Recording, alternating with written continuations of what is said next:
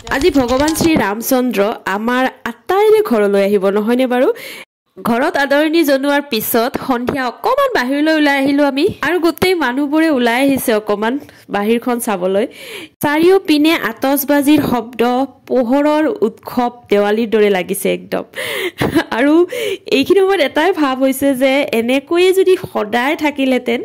আমাৰ ইয়াতে ইমান ধুনীয়াকৈ সজাইছে আৰু অযোধ্যাত কিমান ধুনীয়াকৈ সজাইছে বাৰু ভাবিলেই কিবা আচৰিত লাগি যায় নহয়নে বাৰু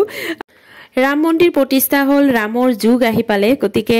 মানুহবোৰো যদি ৰামৰ আদৰ্শেৰে অনুপ্ৰাণিত হয় তেতিয়া যে আৰু কিমান ভাল হ'ব নহয়নে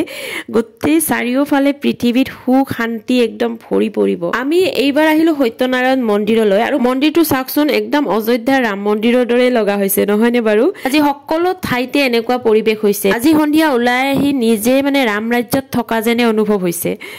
আৰু ইমান ধুনীয়াকৈ আমাৰ অভয়পুৰীখন সজাইছে বাবে আপোনালোকক অকমান দেখুৱালো আপোনালোকে ভিডিওটো চাই কেনে পালে মোক জনাবলৈ নাপাহৰিব যদি ভাল লাগিল লাইক কৰিব কমেন্ট কৰিব